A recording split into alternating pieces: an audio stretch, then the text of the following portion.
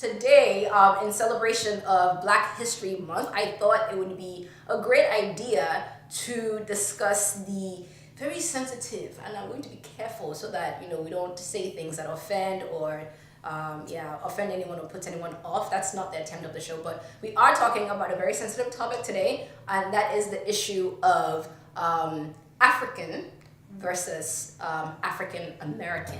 My name is Tayo. Hi, I'm Marie and I'm from Ghana. My name is Udochi from Nigeria. Hi, my name is Kadi. I'm from Guinea. Hi, my name is Achenyo. Hi, my name is Yomi. I'm from Nigeria. Welcome to Conversations in Lagos. I know that, the general, let me call it a stereotype out there, or the general view at times is that Africans come to America and we think we're better than people, even though we all have the same black skin.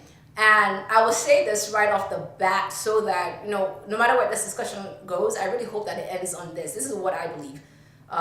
We're not better, nobody, because of skin color or where you're from or whatever. It's better that you can't. It's beyond stupid to actually classify, to grade people based on those things that you had nothing to do with. Yeah. So you happen to have been born in Africa, you happen to have been born in America, is not a basis for I'm better than you, you're better than me.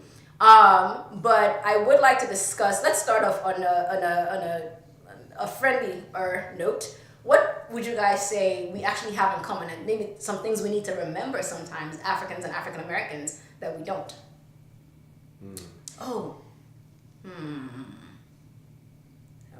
Let me retrace myself. It's a little hard to cut back. Before we go deeper into that, I actually meant to highlight again our guest, who might become a regular on the show. Bayo is still here with us. Hello. He's still here with us. But you know what? The topics we've been talking about today, Bayo actually fits those things in unique ways. Bayo is actually married to a non-African. So she's not, I don't know if Janae, if she describes herself as an African American.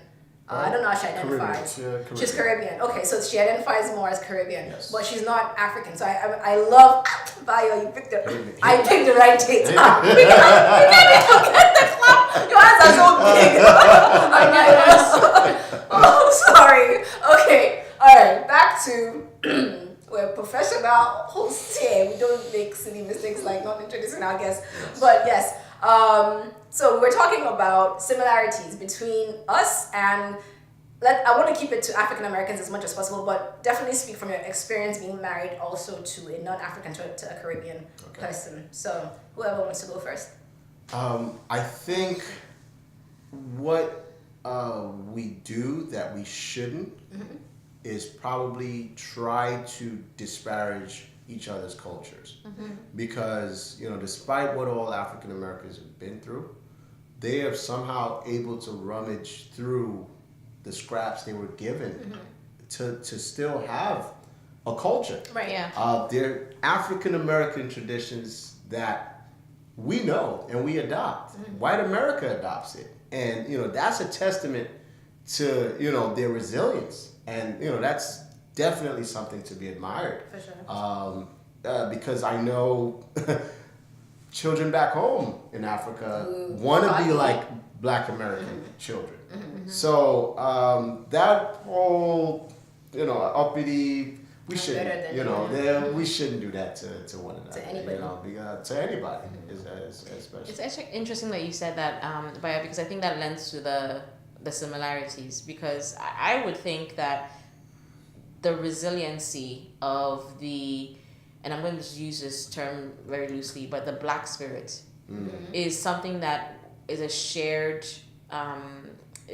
commonality, because if you think about sometimes the kinds of environments that we grew up in Africa, and how some people emerge from those environments to succeed and to do amazing things, with the little that they have. Like we have the billionaire stories in Africa. Sometimes you're like, what? Like the person's humble beginnings are just incredible. Right. And I think that translates to the resiliency of African Americans here as well.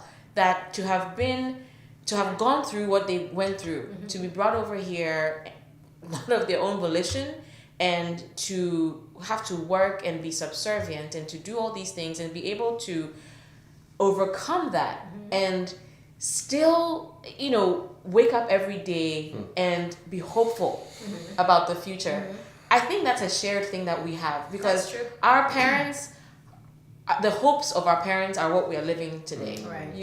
And it's just where do we start? Where do we stop? And look at sports, look at music, look at the music industry, how we've completely just turned the music industry upside down. Because hip hop now is the most consumed, genre now. We now have Black American rock stars, and white America endears them, and this is just. And it's interesting you say that but then if we're trying to make that similarities connection, there's the rhythms, it's the music, the dances, drums, the dances, Shakwin, and Billy rocking, I think we both it's just like rice. It's Is just that I don't know about that. I don't know about the rice situation, but I think for me, whenever I look at the relationship that I think both groups have, there's so much we have in common. Flavor.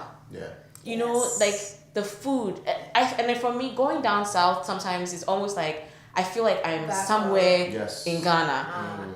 Because it's like, wait, that's okra. Like that's and when you go and if you go into Louisiana and it's done like the right way, you can see some of their drawing there, and you're like, okay, like I can get behind this. Gumbo. And so that gumbo. So like there's a lot I think that is so similar, and there's a lot that we sometimes overlook as a result of the dissension that sometimes gets planted. But I think if we look beyond that, we'll find that we share so much more in common than differences. What I was afraid would happen has happened, and we really don't have the time to unpack this as I wished we would have had. But I think I'll just say what it is that motivated this episode. I was telling the guys that I agree there are differences, right? We are similar in some ways, and we're different in some ways, and none of it is a measure or is a way to say that one group is better than the others. I think that it's silly being colorblind, in the world that we live in. It's silly, I was telling them that I believe in celebrating people because of their differences and celebrating them in spite of their differences. So maybe you can judge me on the basis of my values. But you can't say because I'm from someplace, you can't say because of the color of my skin, things that I didn't contribute, I came here in this package. We can't use that to say one group is better than the other. So I just wanted to do an episode where we acknowledge that we have differences from one another because we grew up in different cultural contexts, which is fine, but we are more similar than we allow ourselves to think oftentimes. So again, another episode where I don't feel like we really got to the heart as much as I wanted to, but nonetheless, in celebration of Black History Month,